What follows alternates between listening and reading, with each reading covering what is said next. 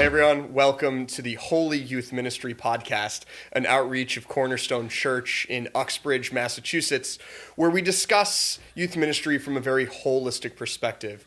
We love theology, we love scripture, we love engaging students in the work God is doing in their lives, but we also believe in approaching youth ministry from a larger perspective than just the Bible and theology. We want to look at societal trends, we want to look at cultural shifts and sociological studies which examine and study the habits of Gen Alpha and Gen Z.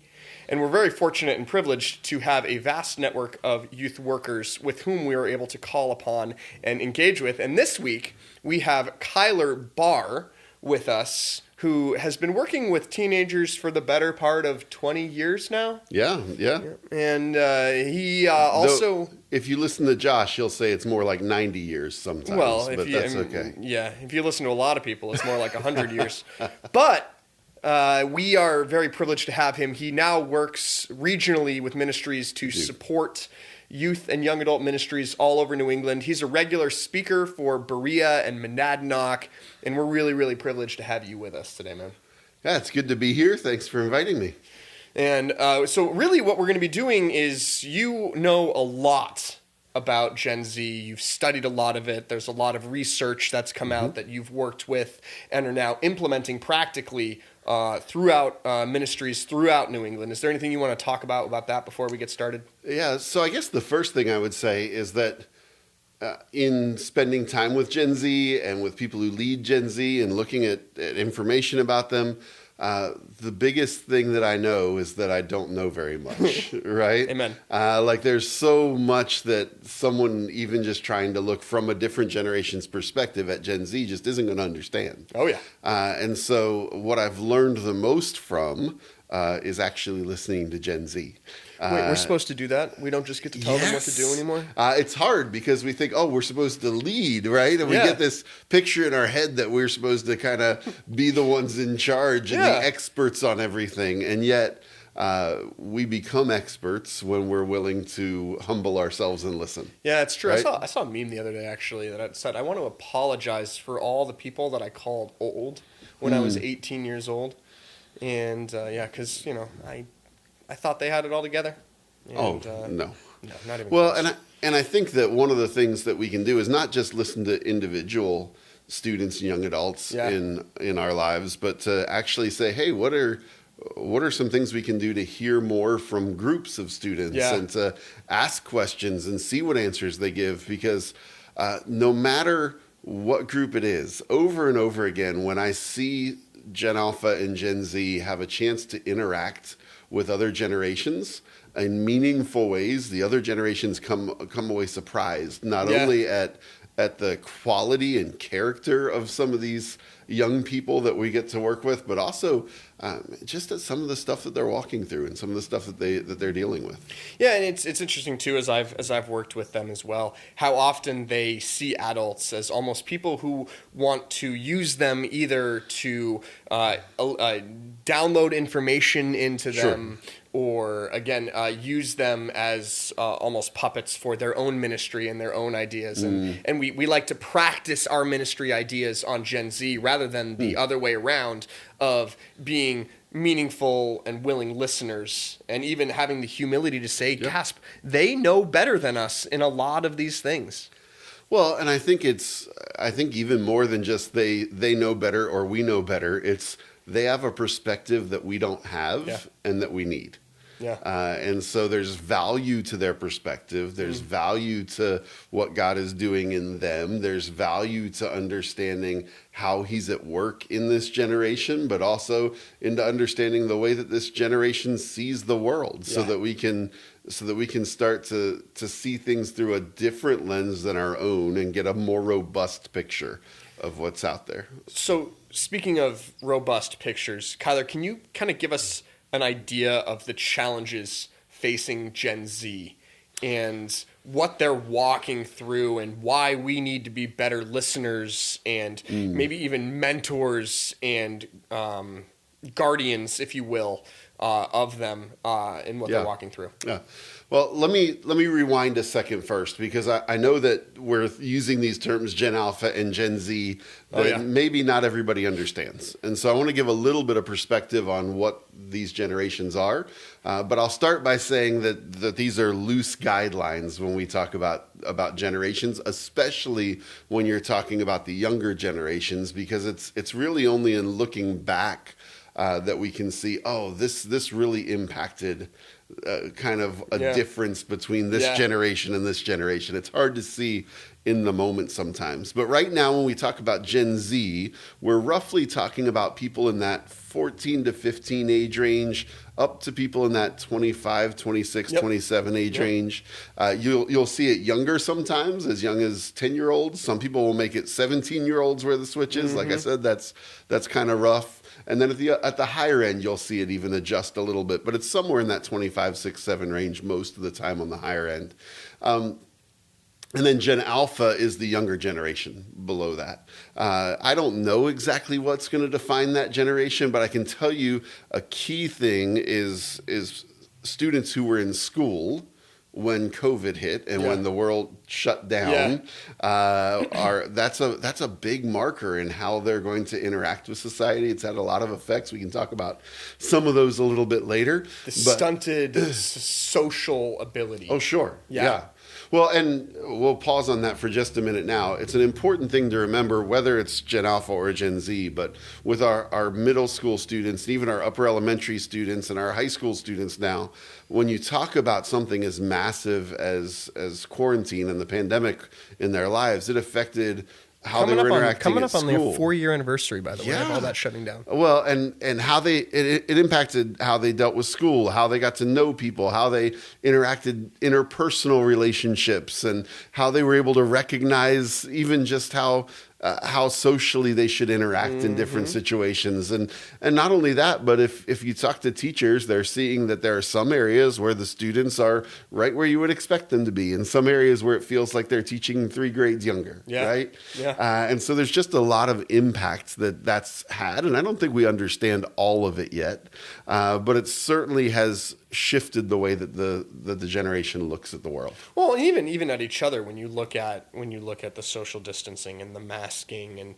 the fear of the unknown as it relates to a global pandemic, I'm sure too that there's, and we can talk about that later, that there's some kind of downloaded sense of skepticism and fear as they look out at the world and what's out there and how they interact with people as well.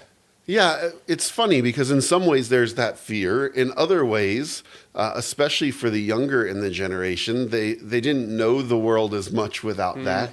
Yeah. And so they are in a lot of ways saying, no, we need this interaction. We want to jump back in. We want to jump back toward what's happening. And so that's why you saw students and young adults be some of the first to come back into in-person in a lot of cases, when they were able, because they wanted that. Is that true? Were they the ones jumping back in while the older generations were more hesitant? Yeah, I think generally that's the trend, with the exception that sometimes there were more restrictions on their interaction than there were for older people. But what they found, even in business world or church world or other places, they found that the younger generations came back in larger numbers when they were able to than the older generations did. That makes sense.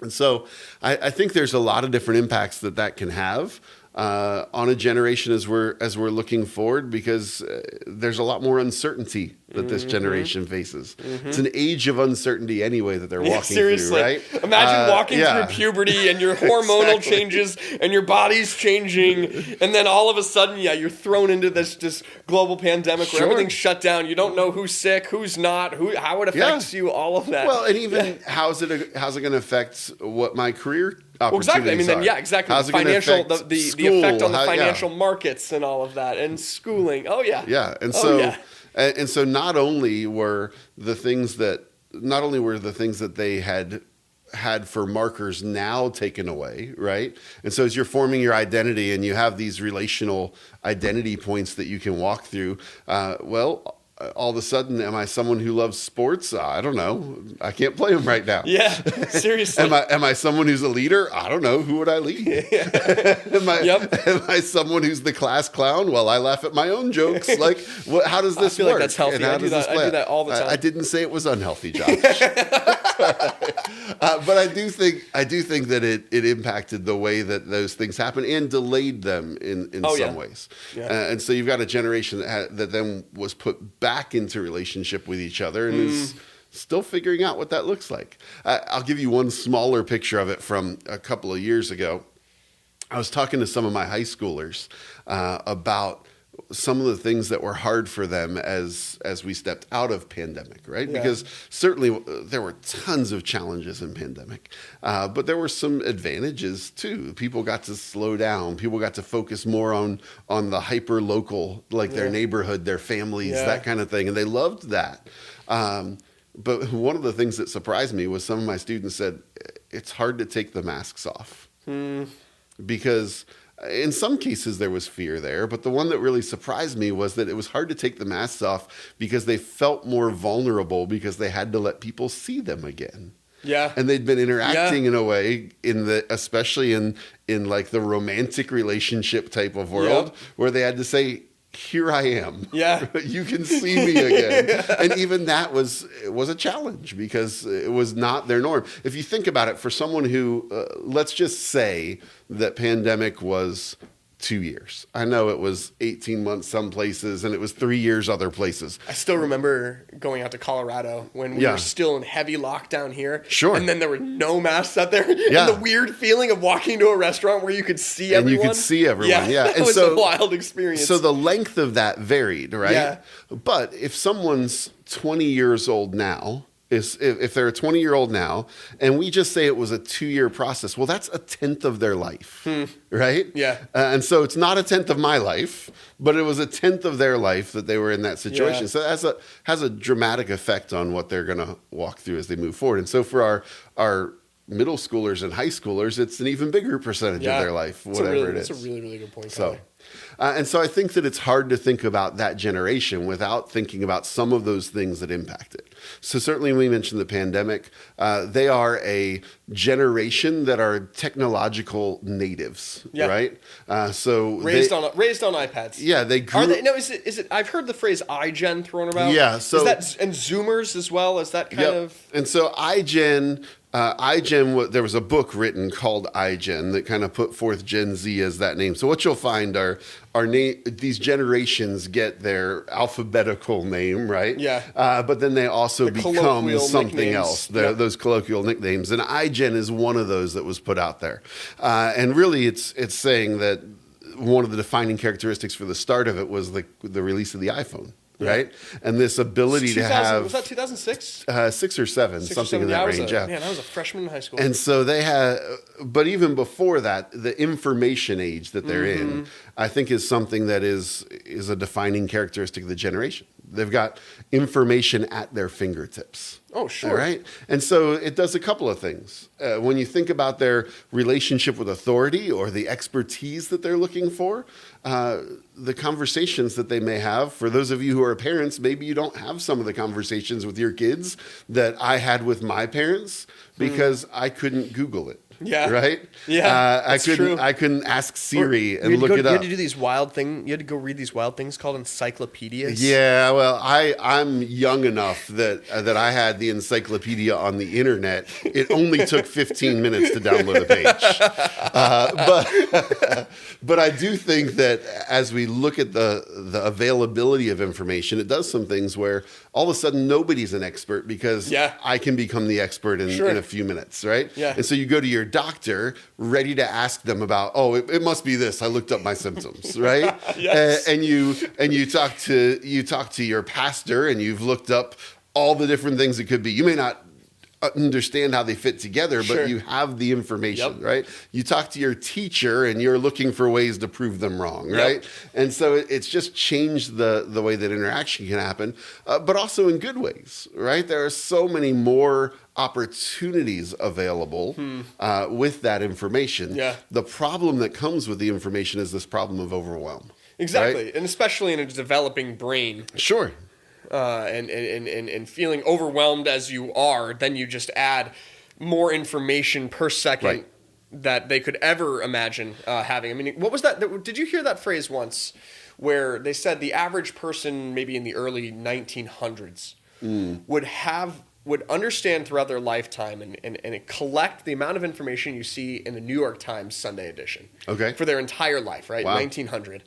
And now you come to today's day and age where they're getting that wealth of information, a New York Times edition newspaper, if you will, per day. Yeah.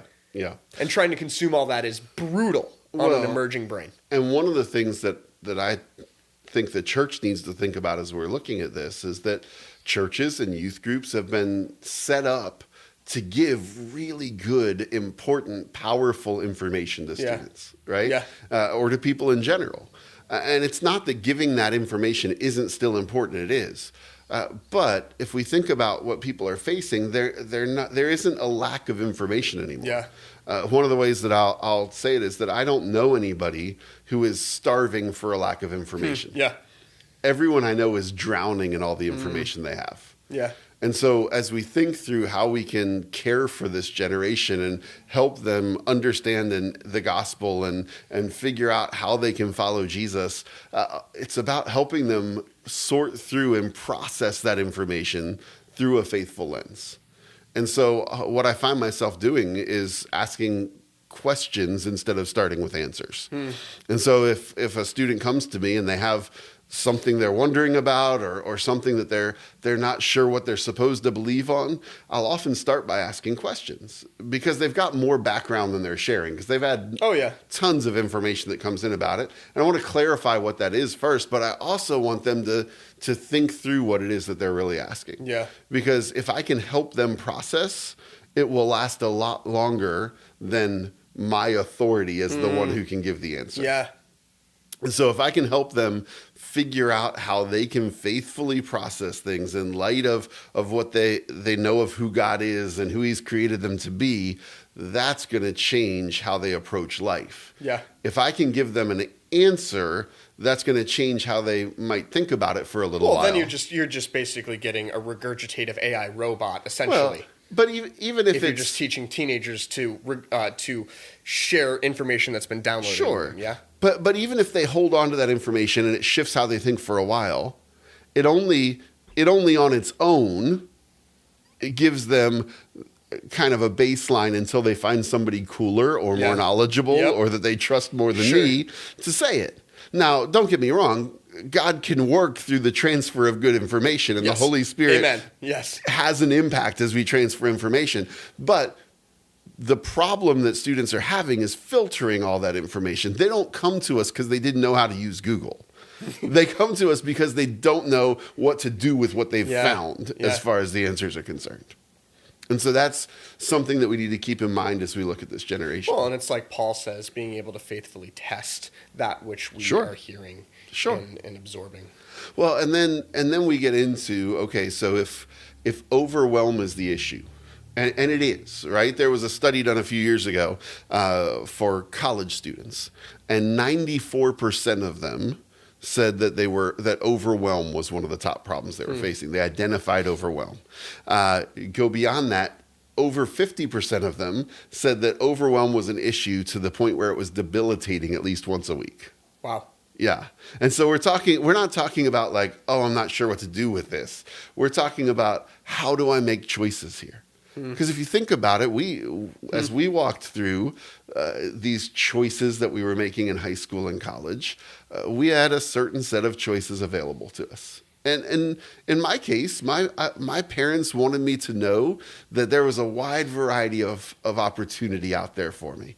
And I had a hard time because I wanted to do all of it, right? Yep. And I eventually found my way through a variety of things and God using things that were far beyond what I would have planned to a spot where I'm like, oh, I can see what you did there, God. I can see how you helped me navigate that, right? And yet, if you're a high school senior now trying to make decisions, well, you're not deciding based on the colleges that you have some connection to. You're deciding based on every college that's available online on the internet that you could find out about, right? And so there can be a huge "what if I make the wrong decision?" Sure. type of thing that's facing people, because there are so many opportunities to make a wrong decision. Do you think then, because of the overflow and the overwhelming amount of information that they are processing, there's almost a choice paralysis that's affecting our teens? Yeah, there can be, for sure. And that's part of why helping them process is such a huge piece. Right.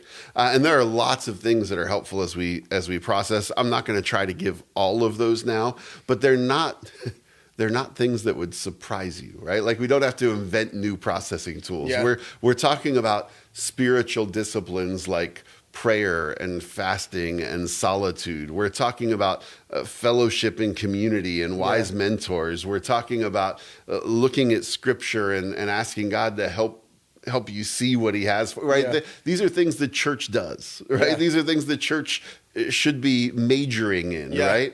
And so as we look at this, it's the tools are there for the church to help with this. It's a matter of helping students see how those tools can be impactful in their lives. So, kind of to that degree, we talk about students being overwhelmed. Yeah.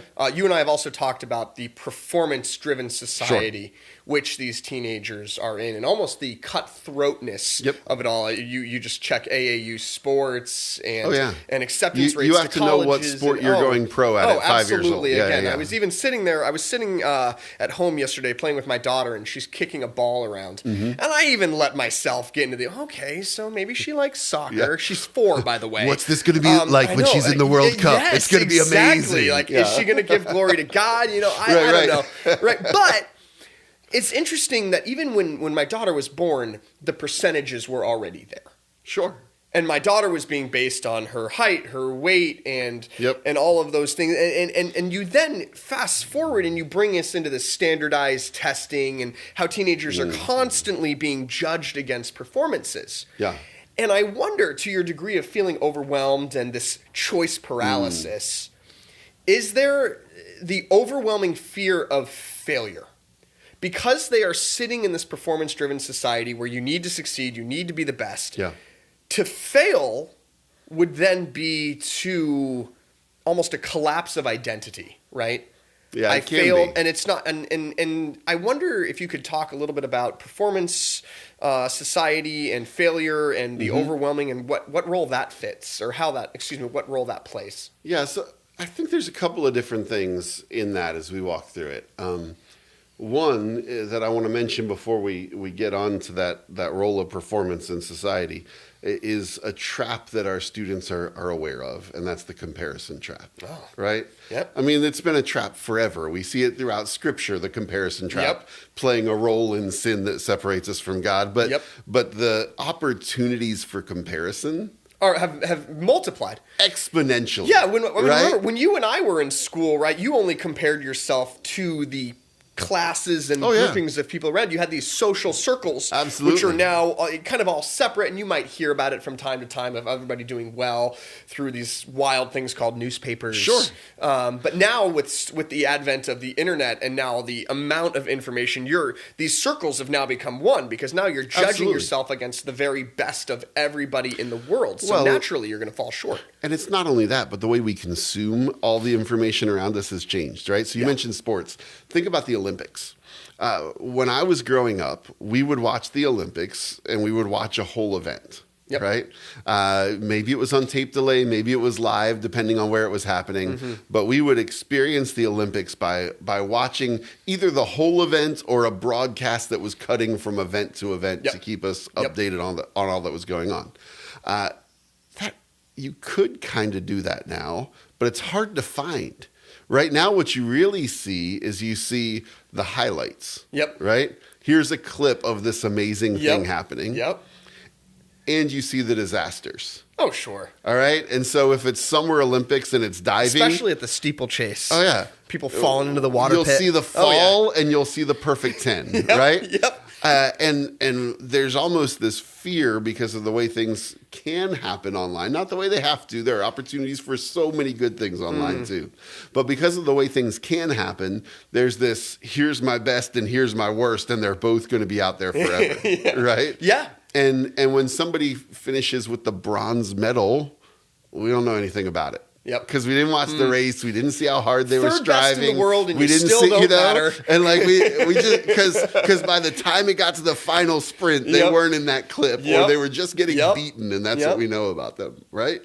And so I think that as we've started to become a highlight society because we're getting so much more information, it's started us thinking that, oh no, we have to have a lot of highlights. Yeah. We have to have a highlight life. That's a good point. Yeah. And if we don't have a highlight life, we're in danger of having our disasters shown everywhere, right? Yeah. And so there certainly can be that fear, and it trickles down to all sorts of other things, right? Because in social media, there was a real danger of just putting your best foot forward all the time. All the time. And we've seen some rebellion against that. Like we're gonna try to put a more some authentic version, some real life stuff, right? And we've seen a lot of Gen Z is actually saying, I don't want any part of this at all. And they're stepping away from some. The Be Real even has kind of stepped so Be that. Real had it for a little while where it was these pictures that you're sending out. There are other versions now that are doing Polaroid versions and other things. Nice. There are all sorts of things that you can do.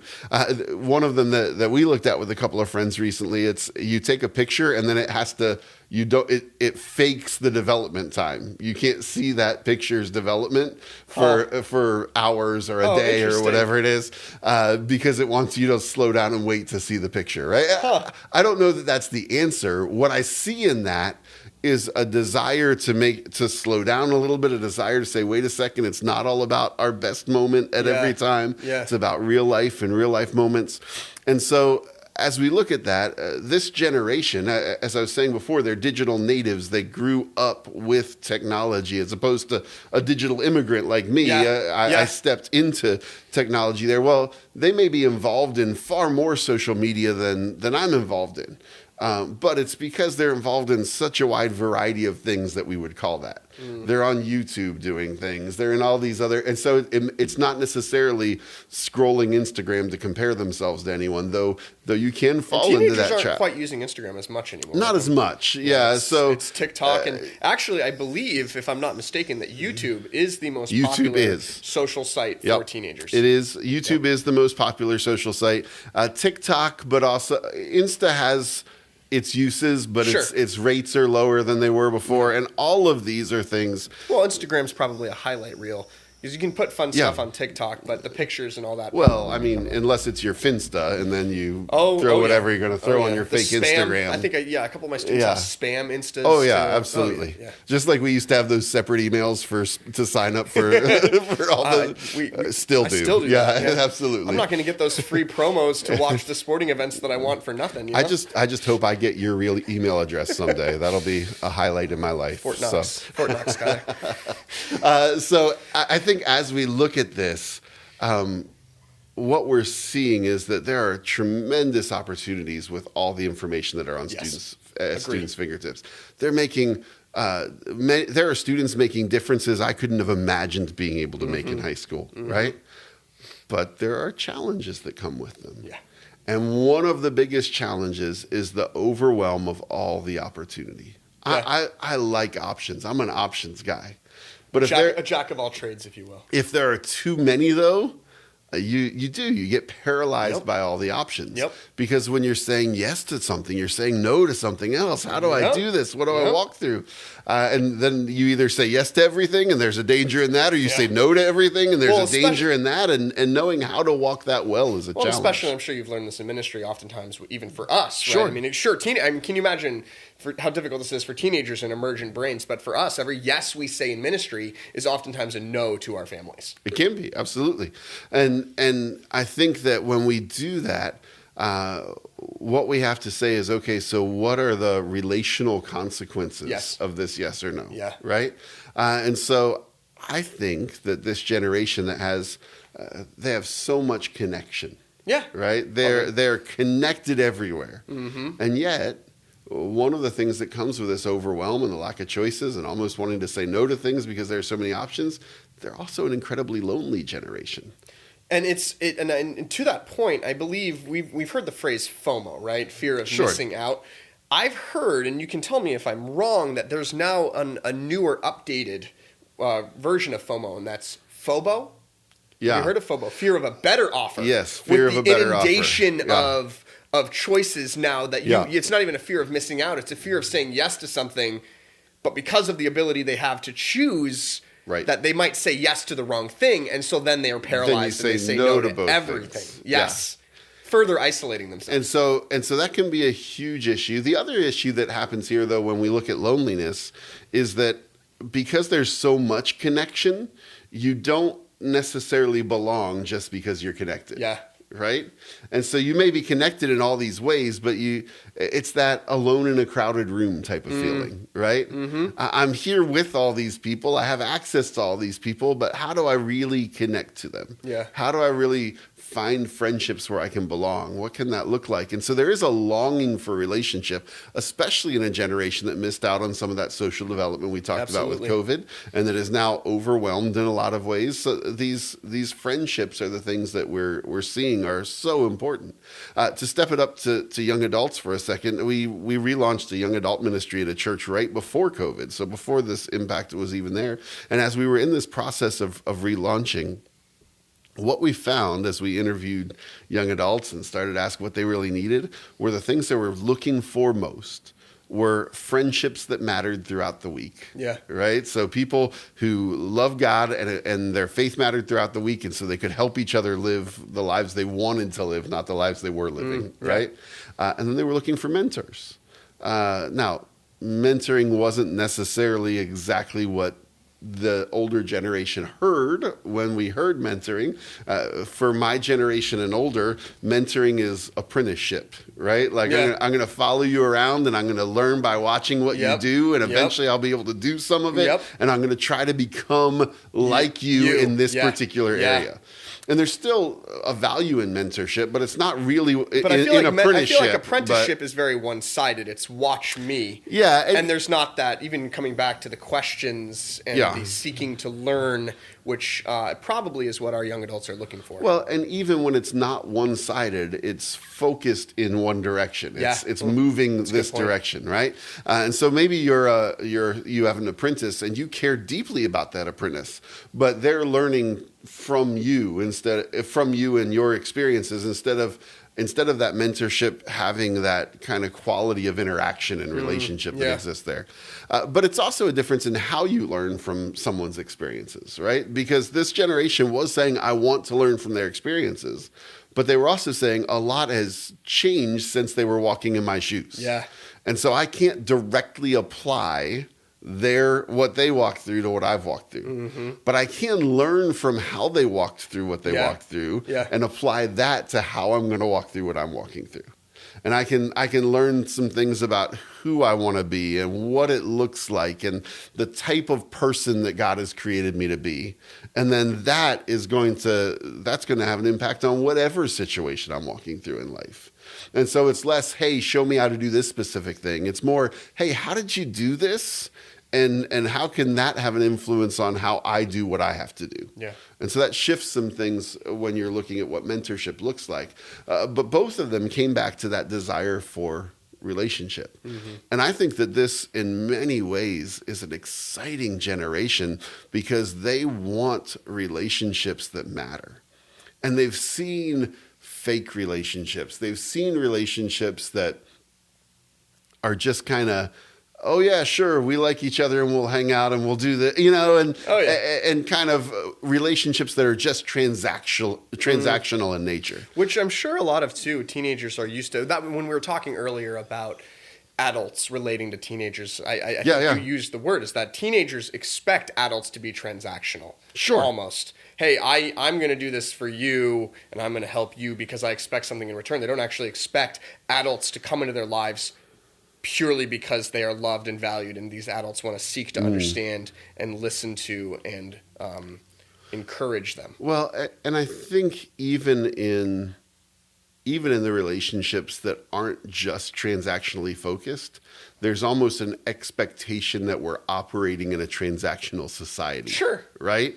And so even if you go above and beyond to not just be about what you're getting from me, there's still got to be an element of that, right? Yeah. Like, isn't that a little bit of what's going on here? And so there's a little bit of that kind of feeling to it. And it's not that there's never anything transactional that happens. We care for each other, build relationships, all those things.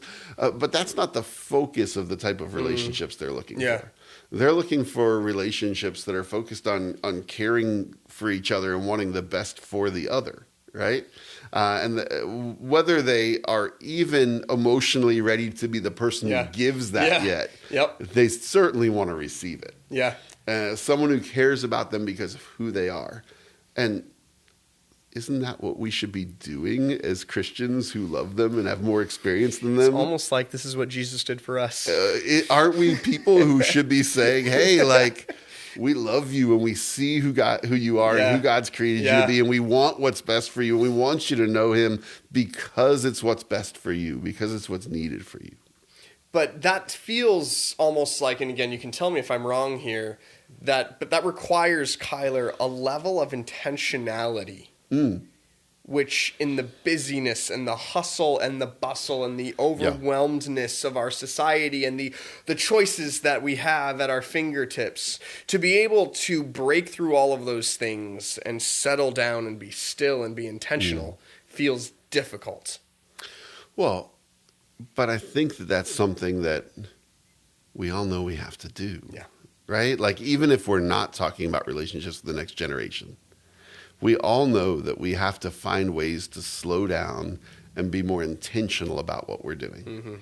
Instead of letting life drag us along, say, okay, God, is this what you really have for me? That whole, I'll get to that next weekend mentality. Oh, and don't look at my to-do list. There are plenty of spots where this is the case, right? I'm not speaking from perfection here. But I see the need because I see it so desperately in my own life, right? Where I need to slow down and say, okay, God, what are you doing here? And what role do you have for me? And am I focused the way that you want me to focus, God? Or am I missing the point because I'm so caught up in this other thing over here? And so I think that type of intentionality is what students need to see in us so that they can model it in their situations. Yeah. Right? God, what you're doing here is more important than what I think you should be doing here. And so I can slow down and say, God, what are you really doing here? And what role do you have for me? Not what do I want you to do here, and what role do I wish I had? And God's role for us is better. Oh, amen.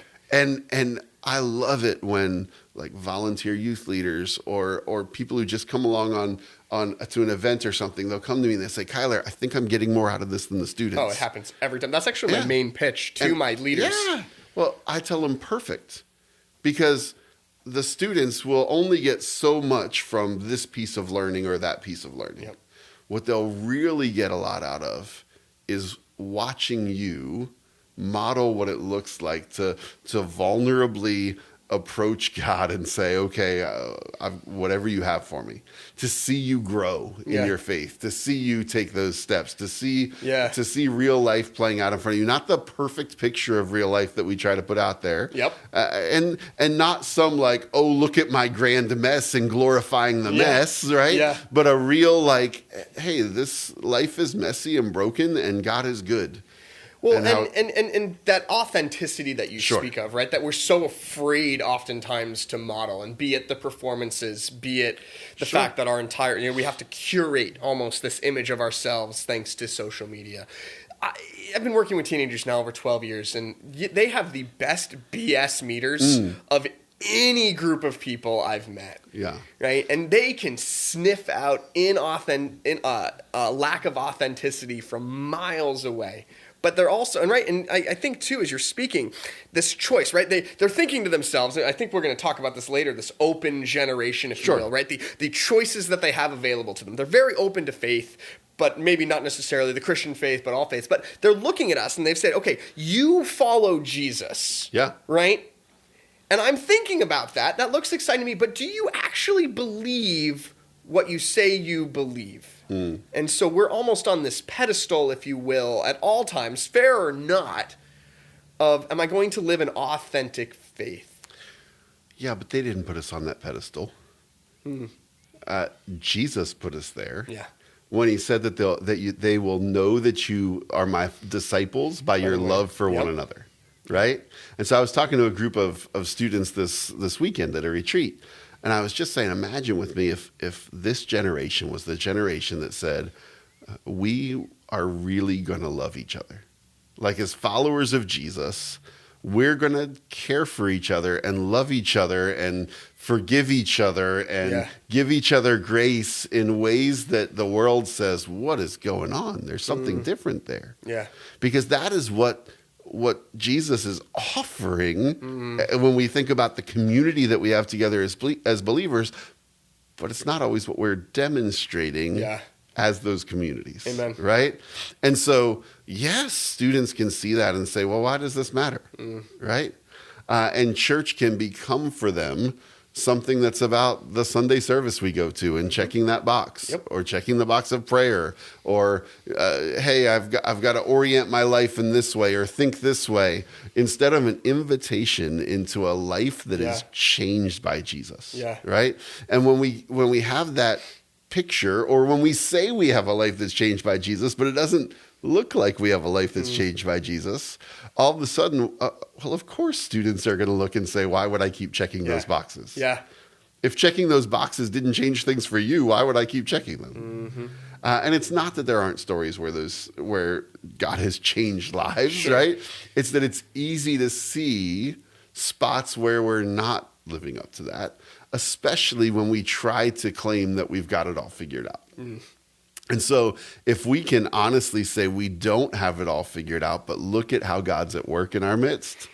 We can say that as an older generation to younger generations. It's amazing. In fact, we can say it as an older generation to older generations and to each other and whoever you want to. And there's a freedom in that. And honestly, if you think about it, think about the mentors that matter the most in your life, right? They're the people who are willing to say, like, I don't have it all together. Yeah. And I messed up in these ways. Oh, yeah. And I'm a mess. And I realize as I get older how much more of a mess I am, right? Those people, you're like, oh, I can respect that. Yeah. They know they're a mess and they're still living for Jesus in ways I can't even imagine. I can respect that, right? Jared Burkhardt, if you're watching, thinking about you, brother. There you go. And we can all think of these people that have had an effect like Jared has had for you, where you're like, oh, I see it. Yeah. And I can see myself living in that kind of way because I'm a mess. But maybe I can follow Jesus in the midst of my mess. Yeah. And maybe he could make a difference for me like he made for Jared. And you can start to see that play out. That's the type of thing students need to see in their relationships they have with adults. And so as we look at this relational side of students, it's that intentionality you talked about. Are we going to be intentional in the relationships we have? I'll have people say to me all the time, Kyler, I want to help this generation. Where do I start? Well, do you know a youth pastor? They probably need some help, right? Do you know some students? Go say hi. Yeah. Right? Is there a particular need that caused you to think maybe I should help this generation? Yeah. Ask God how he'd have you step into that need, right? Yeah. And so it's often those simple first steps that lead to these amazing stories that we see of God at work. Well, and being faithful to those things, those nudgings, if you will, right? I mean, again, like talking about intentionality, I certainly don't get it right a lot of the time. Sure. But I am wearing some welts today. Yeah. I took my students airsofting yesterday and talking about, hey, how do we step into biblical manhood, but also, be guys, right? Sure. And, instead of playing Call of Duty like on screens, why don't we actually go out and do it to each other? Yeah, absolutely. So, and by the way, the way I sold it to parents of our ministry is I just want to shoot your boys in the name of Jesus. There you go. And I can't tell you, one, how much applause that received, and two, how many dads were like, yo, sign me up. It is really easy to get volunteers when you let them shoot students. Yes. I don't know. Don't just take that as a No. Please don't take that out of context. But right, but it's just those little things of finding ways to be intentional that are just different. I will say, and unexpected. In your defense, as you're intentional in that space, you wouldn't have as many welts if you didn't decide to go like 1v the world against them. It's true. I did, again, understanding my boys in our ministry, I did let them all shoot me at the end. It was me versus about 10 boys armed with automatic airsoft rifles. Yeah. Yeah. It went about as well as you would expect. Now people are less likely to want to volunteer, but that's okay. That's good. Yeah. But at the same time, people often see that type of thing in youth ministry, and they think, oh, youth ministry, you just goof off with kids. Oh, sure. And yet that's not what was happening. I still get asked, so what do you really do for work? Sure. Well, but at its best, that's not what's happening in youth ministry. Yeah. Amen. At its best, there's an intentionality even about the things that seem like goofing off in chaos, right? Whether that's a relationship building or a memory making, or there are so many ways. We won't talk about all of them here, but there's a beautiful intentionality to these things that we're inviting students to take part in that can be huge. Now, that doesn't mean we always get it right in youth ministry. I think we're in a period now where there are some things shifting in what is most effective with students. And it's, students, you had mentioned earlier that students have a very entrepreneurial, at least Gen Z and Gen Alpha have a very entrepreneurial spirit. And with that, almost, and to a degree, we talked about choices and kind of this choice paralysis, but also with entrepreneurship, there is this understanding of, I'm willing to try new things and I'm willing to fail. Sure. Well, and I think that's not always what we see within the church world. Oh, right? We love our sacred cows. Yeah, well, and our carpet colors. And even if it's not just the aversion to change, which is there's an aversion to failure. Yes. We've bought into this picture that, oh man, if we try this and it doesn't work, then we're messing up for Jesus. So that's an even bigger failure. Well, nobody ever messed up for Jesus, Kyler. And yet what we see, like you're saying over and over again, is God at work in the middle of that mess. Oh, man. In the middle of the trial and error. Full of the messiest dudes you've ever met. And so as we walk through this, there's this beauty to being willing to try some things and experiment and say, okay, I'm gonna hold tightly to Jesus, right, with this hand, but I'm gonna hold loosely to what it means to live out faith and to do ministry and to show things, so that there's opportunity for other people to say, what if we tried it this way? What if we did this? What if we grew that way? Because as you're saying, students need that. 73% of high schoolers in a recent study said that they wanted to be entrepreneurs. That means they don't want to join something, they want to start something. And why is that, Kyler? Goodness. So I think there's a lot of reasons for that. One is there's so many opportunities to start something, right? And so that's piece A. Like it's more realistic to them that it could happen. Yeah. Right? Because they see a path to starting what they want to start instead of just having to join what we started. Yep. Right? I think a second reason for that, as you look at the desire to create, is that they see that some of the things that have been created aren't working. Right? We talked about success and that competition and kind of how that all fits together. Well, the second piece of that is to say, okay, it's not just that we've got this comparison trap. Yeah. It's that the picture of success we've been sold is failing. Yeah. Right? And so if students are going to be working towards success, they want to make sure that it's at least the right kind of success. Yeah. And honestly, if you look around at our world, we see people who reach the top of their careers and are still sad and lonely and struggle and unsatisfied. Was it Jim Carrey who said, I wish everyone could become rich and famous so they realize that reaching the pinnacle isn't everything it's cracked up to be. I'm butchering that quote, but Jim Carrey it was said something along those lines. That degree. Well, and I think that's something that we just don't understand about ourselves. That psychology calls it the adjustment level phenomenon, or at least the textbook I used to teach out of did, which was this idea that we've got our happiness is by having a little more or a little less often if our only goal is happiness. And what they find is that people who have these moments where they jump up in socioeconomic status or in whatever, right? So whether they get a new job or win the lottery or whatever they do, right? That keeps them happy for a little while, but very soon do I have a little more or a little less? Yeah. A little more or a little less. And they adjust kind of that picture. And so I say that to say that our students are realizing, hey, we're aiming for a moving target that doesn't satisfy us even if we hit it. Yeah. Right? And so all of a sudden, millennials were known for saying, okay, we've reached this and we're doing the things we're supposed to do and it's not working for us, right?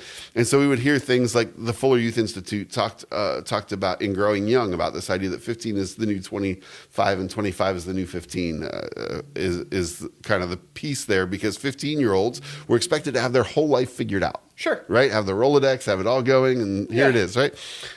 You get to 25, 6, 7, 8, 9, right? And all of a sudden you did it all and it didn't work. Yeah. And so we were finding that huge numbers of people were moving back in with their parents. Yep.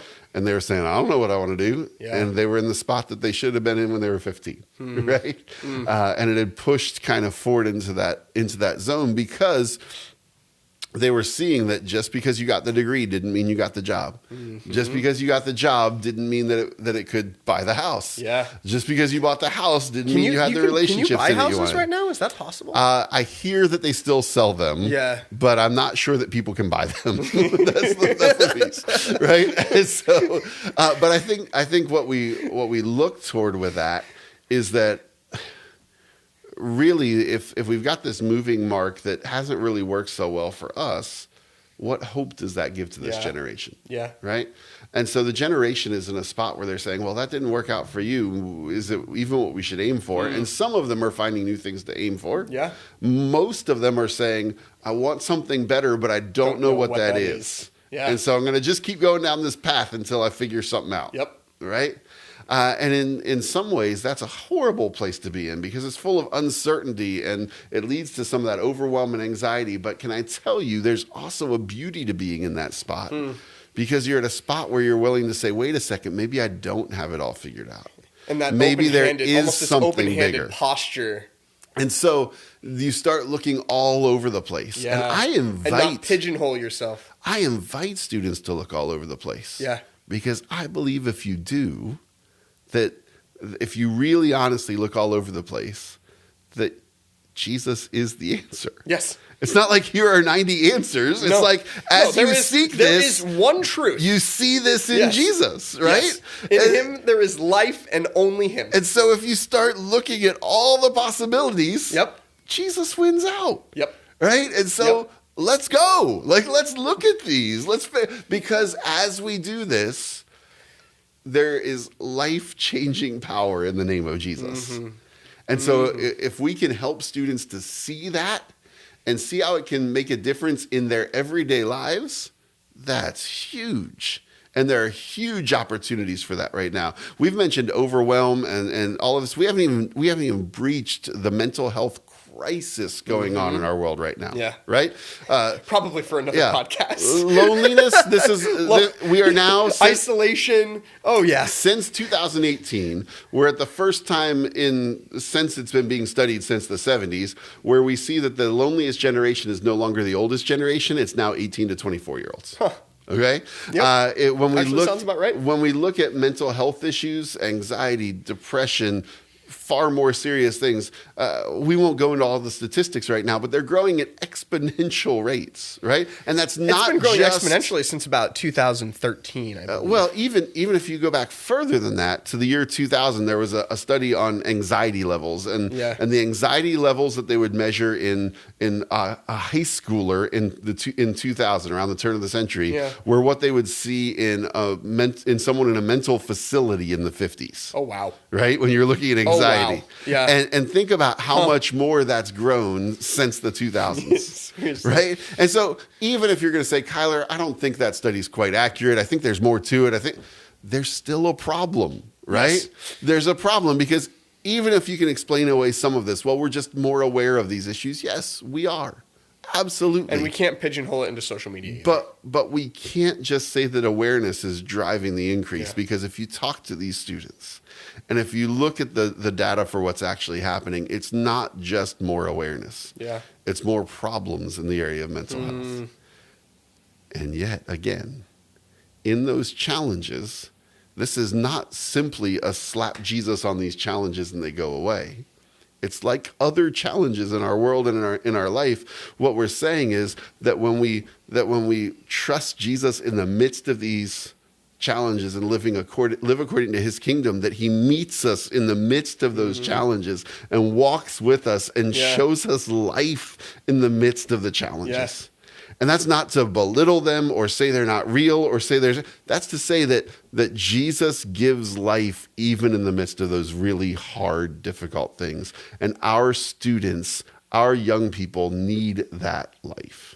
Well, and they also, to a degree, I think we get into this issue as the church where we don't like talking about trial. We don't like talking about pain. We don't like talking about the difficulties of life. And yet, I think since they're sitting in this cesspool of anxiety and depression and pain and hurt and frustration and fear, we're not talking about the very things that they're desperate to understand, particularly from a Christ-centered perspective.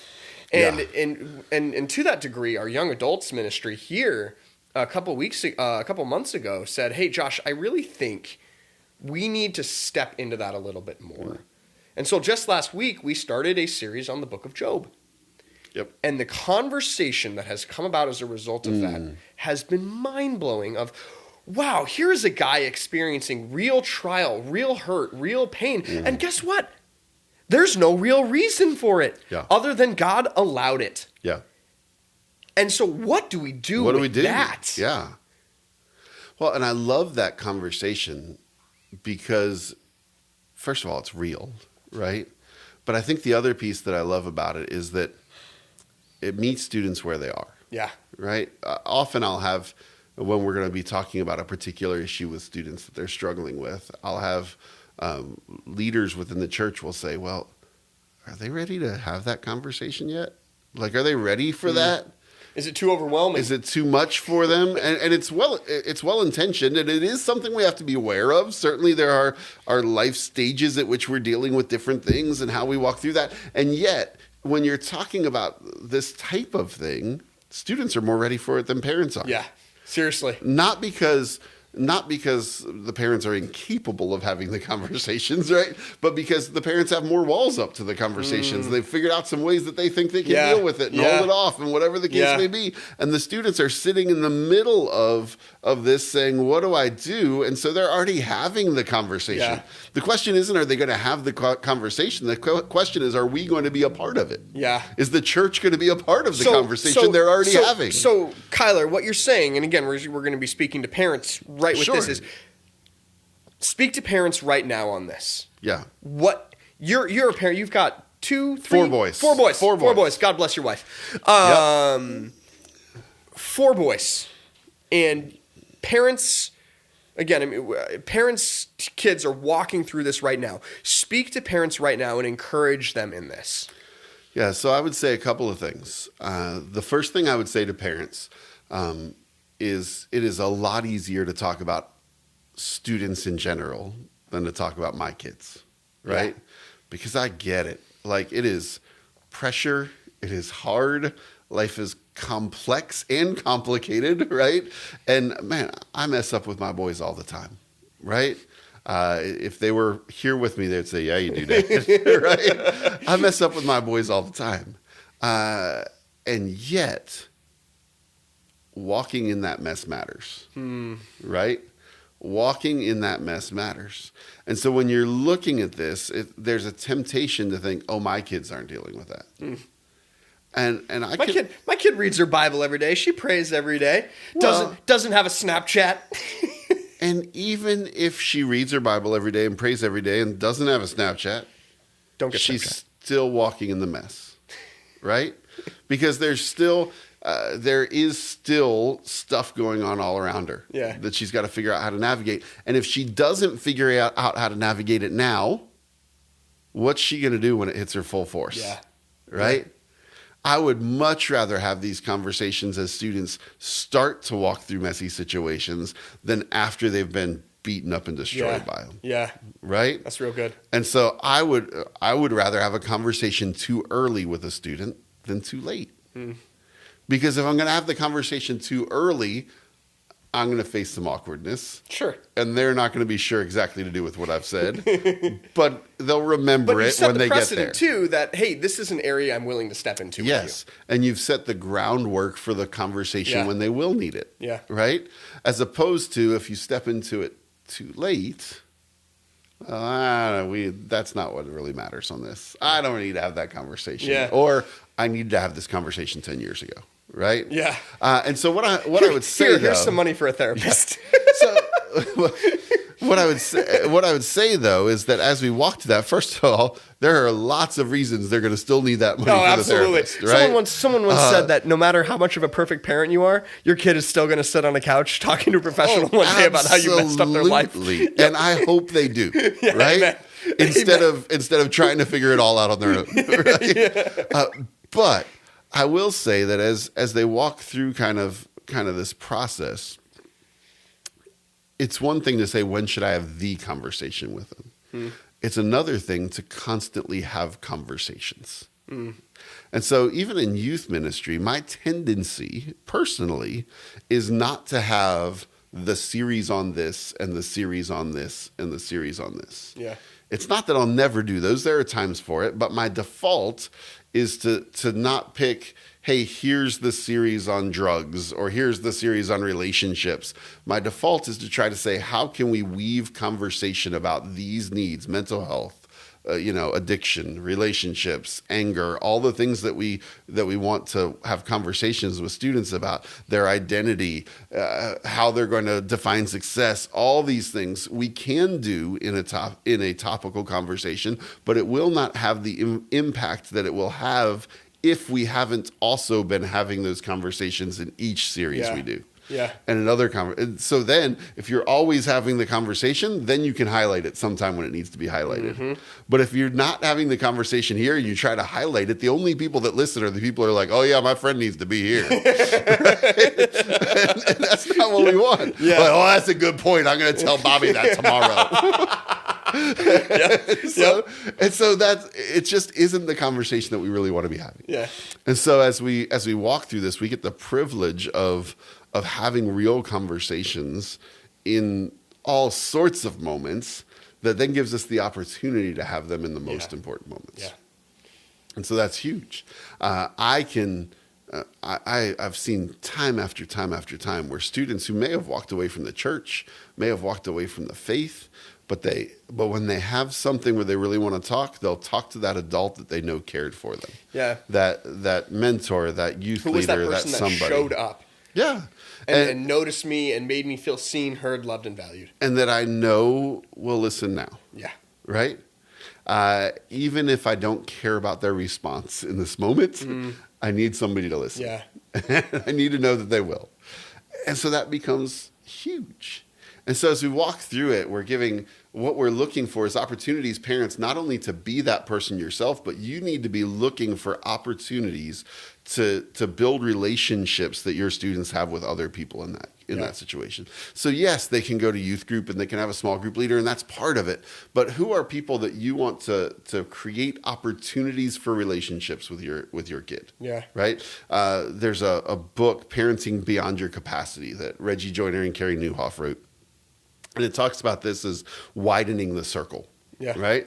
And we do this. Would tribe, using the phrase tribe, almost like. There's another one that talks about it using tribe. This one, and it's very much a similar concept, because what you're trying to do is you're trying to say, okay, who are the people that my students need, that my kid needs, instead of being the person in all cases. And we don't do this in other spots, right?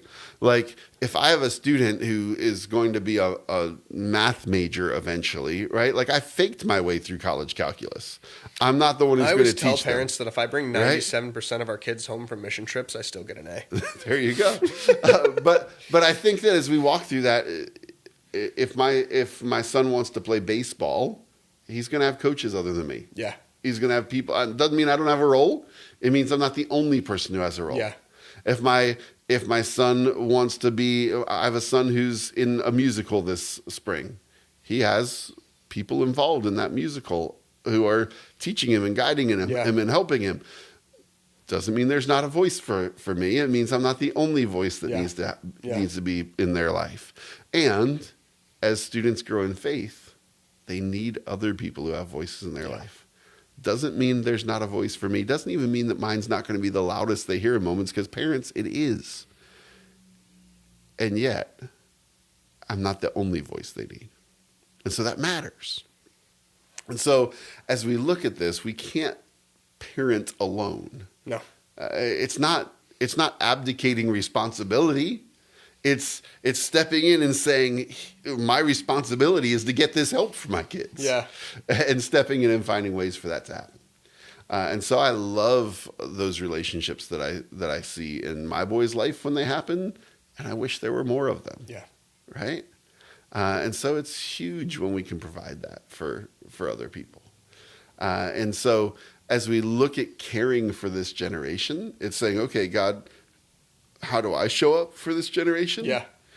And how can I help other people show up in the lives of the students that I have influence in, right? In the lives of my kids, in the lives of of their friends. How can I help other people show up that can help them see Jesus at work in their lives? And at work in their real lives, not at work in our version of their lives. Yeah. Right? Because it's one thing to invite people into the stuff that we're doing, right? And there's an age at which that's the case. Like, if my 10-year-old wants to have friends over, I should be there, right?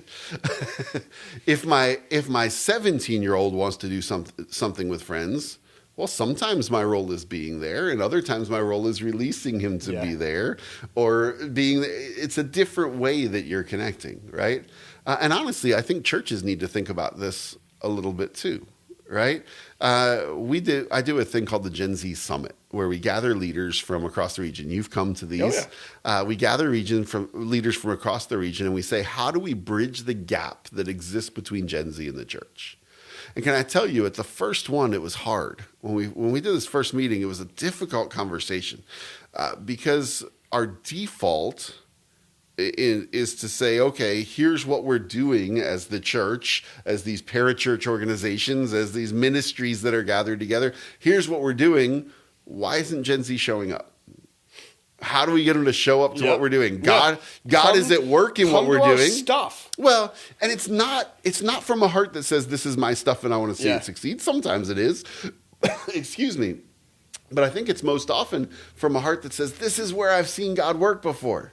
Come experience it, right? And so for that reason, often churches that have the hardest time forming a young adult ministry are churches that grew through young adults. So if 20 years ago you grew as a church that reached young adults really well, you're going to have a period that you hit where it's saying, oh no, how do I reach young adults? Because you're doing all the things that you used to do. And you're not inviting this generation to do what God's doing in their midst. And so what we had to do in this Gen Z Summit was we had to say two things. Number one, as I mentioned at the beginning, we weren't listening to Gen Z enough. We didn't have enough in the room. And so we stopped and we did a Gen Z panel and we said, okay, help us understand. Right? The second thing we had to do is we had to say, okay, maybe we need to have the humility to say, if we're going to bridge the gap that exists between Gen Z and the church, we needed to take the first step. Right? So I believe God is at work in this generation. I believe it because he's promised that he'll be at work in each generation, right? Our God is faithful. His faithfulness is everlasting, right? And we see that he is going to show who he is to generation after generation after generation. We've seen that throughout history, right? And so I've also know that that's the case because I've seen God doing so many amazing things in youth and young adults, despite us, right? Like in spite of the things we're trying to do to help them, God is doing amazing things in this generation, right? And so as I look at this, if God is at work in this generation, maybe the attitude we should be taking is the one we were saying we should be taking in life, and our intentionality in life. It's saying, okay, God, I believe that you're at work here. Help me know how you want me to support that. How you want me to connect to that. What you want me to do. And so that's a lot of what we're trying to reimagine right now as we look at bridging that gap is how can ministries that exist now in the church step in and say, okay, we see God at work here. How do we celebrate it? How do we tell the story about it? How do we help sustain it? Yeah. How do we help it become what it could be? And how do we add the value that we have when we work intergenerationally together? Yeah. And sometimes that will mean that the generation starts coming to the things God has been doing already in your church and in your ministry and in your life. Sometimes it'll mean that you go step over there and you're like, wow, this is what we should be doing now. And you start focusing on that more, right? And so there's a beauty to that as we walk through that. It also relates a little bit to the entrepreneurship that we talked about earlier, that 72% of this generation says they wanted to be entrepreneurs. I was listening to a podcast where they were talking about this, and it was really when they were thinking about business world and what it looked like in the business world. And they were saying, well, if you want to keep this generation in your business, you have to give them the chance to be a part of starting something. Yeah. Right? And this guy, Tim Elmore, who's a believer, was talking about what they're seeing in generations interacting together in that way. And what just hit me in that moment was, why is that any different in the church? If we want to keep this generation engaged in the church, we have to give them a chance to be a part of starting something. To have a significant role in imagining what church could be and saying, hey, what does it look like to go for it? Yeah. To live for Jesus in ways that are beyond what we can do on our own. And what is it that's needed now that we can see and start? It doesn't mean we get rid of everything else, right? Man, there are beautiful things that need to continue that God has been doing. But it means that we hold them in such a way that says, okay, God, do what you want with them. Yeah. Right? And it honors what's happened before when it's done at its best, because there's this fear we have, right, that when change comes, we're going to lose something, right?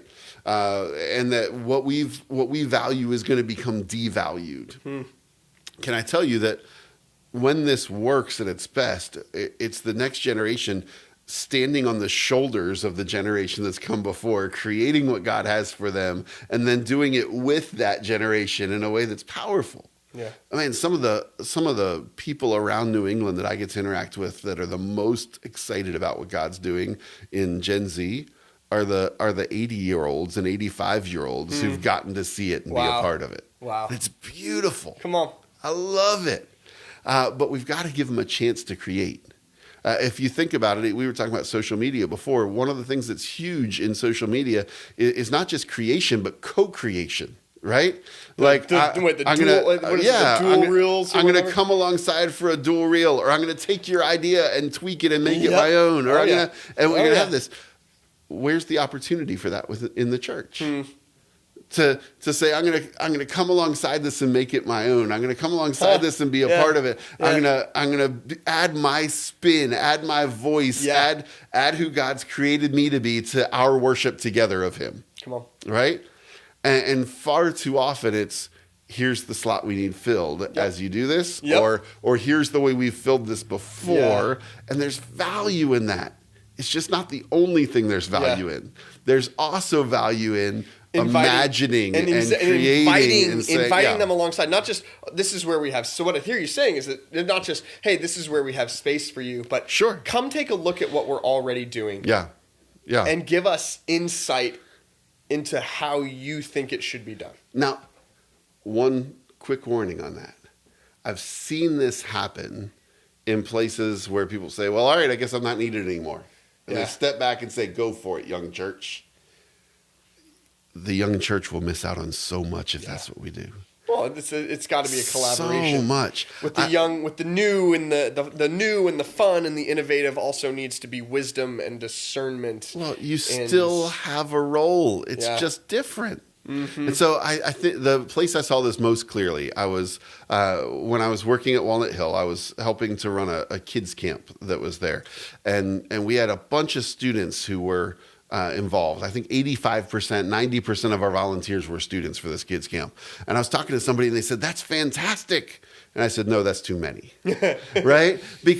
Not because the students couldn't handle it, but because they were missing out on the intergenerational relationships, on the richness, richness that could happen if the adults were willing to come alongside and say, here's what, take some leadership in this, take some ownership in this, and I'm here for you. Can I tell you, this generation needs to know that they are both trusted and supported. Both trusted and supported. And we tend to be good at either supporting them and doing what we want them to do, or trusting them and stepping back and saying, here you go, have fun. They don't need either. They need both. They need to be trusted by us and supported by us. And then not only will we see them thrive, but we'll see the church thrive. We'll grow as we trust and support them. I can tell you in my life lately, so often the things that I get really excited about are when I see God at work in someone that I've gotten to pour into. Not because I'm like, oh, that's just great that they get to do it, but because it's actually God using me effectively. Right? And then he gives me opportunities to be the one who speaks or does this or does that. But it's really those opportunities where I'm like, man, I see what you're doing there, God. That's beautiful. That are the most rewarding for me. Well, again, Kyler, thank you for taking the time to be here. What a joy, what a privilege. We'll definitely have you back if you'll have us. Probably. No, that'd it's be not great. Like you have anything else better to do, running all over New England. Anytime, I would love to. Can I give you one thing before we close? I was going to say, Kyler, in closing, what is that one thing you'd really like to share? And leave us with? And so we've said a lot about like what it could look like to start to interact with this generation in a way that helps them see how Jesus could work in their everyday lives, right? But I want to give you a couple of simple places to start. The first one is listen, right? Like listen to this generation. They've got a story to tell. Where was that? Who said that? Be quick to listen, slow to speak, and slow down. Seems like that's almost some dude somewhere. Yeah. And so listen. But there is a chance to tell your story. They will learn from your stories, right? Your stories are valuable. So it's not just listen. It's actually enter into relationships where you listen to each other. But if I'm going to start even before that, it's got to be with prayer. We have to pray for and with this generation. And so if you're somebody who's like, I don't know where to start praying for the youth group at your church. Start praying for the individual students that you run into, whether that's someone in your family or in your church or who works at the grocery store where you are. Start praying for them. Look for opportunities to pray with them. Right? Churches gather specifically to pray for this generation and with this generation. It's powerful when it happens, right? And so imagine, right, if your church, right, took some time and just said, okay, we're going to pray for this generation this year. And we're going to invite them to pray for their generation with us. Not only would it shift your heart toward the generation, but it would shift the possibilities they see for what God can do in and through them. And the way that they're seeing it. It's so foundational, and yet we're so often guilty of skipping it. Did you pray about this? Oh, yeah, sure. No. Did you pray about this? And when we actually pause and say, God, what are you doing? How are you at work? What does this look like? God, would you? And we start pleading with him on behalf of the generation. He can handle it. All of a sudden, we see a shift in how we connect to the generation. And we start to notice the things God is doing in the generation. It doesn't make it easy all the time, right? But parents, you want to shift your heart from annoyance at your kids to kind of this heart for your kids. Someone once said to me, it's difficult to be frustrated or annoyed with people whom you're praying for. It is. I manage it sometimes, but it is. I do think it helps with that though, because praying for our kids is vital. It doesn't mean we're never annoyed with them, but it does have the power to change the way we're annoyed with them. And that's huge. And so the other thing I want to end with is that this generation is a generation I have so much hope for. Me too. So much hope for. We've talked about the challenges they're facing. There are massive opportunities to see God at work. I believe God is doing something in New England in this generation. Amen. I believe the revival we've seen in this generation before in New England can happen again. And it's already happening. And is already starting. I believe God is bringing together pieces of where we've seen it happening all across New England, and we're starting to see them come together into something a little bigger. Yeah. And it is exciting to be involved in ministry to this generation right now. I agree. It doesn't happen as fast as I want it to. Sure. It doesn't always happen the way I want it to. Yeah. I'm not always sure about the next 10 steps, but that doesn't mean that it's not good. Yeah. And that it's not exciting. In fact, it's better than the next 10 steps I would come up with, right? And so as we look at the hope for this generation, man, if their picture of success fails them, fantastic. God has a better picture of success. His kingdom has a better picture of success. If they're overwhelmed, perfect. Come to me, all who are weary and heavy laden, and I will give you rest. Right? Like this is what we're talking about here that Jesus offers. Yeah. If they're looking to be a part of something bigger than themselves because the things around them don't seem like enough. Yeah. Let me tell you what's enough. Right? Yeah. If they need relationships, grace-filled relationships that matter, we can't give those without the power of Jesus. Yeah. And so we're calling them into exactly what it is that they need in these moments, right? And so all of a sudden, we see a world where nobody knows how to interact with each other and have conflict anymore. Everybody's overwhelmed. Nobody knows exactly what success is supposed to look like. And we think things are falling apart. And I say, okay, because all that is the failure of our way of doing things. Mm-hmm. And we tend to get this picture that Jesus comes in and he turns everything upside down.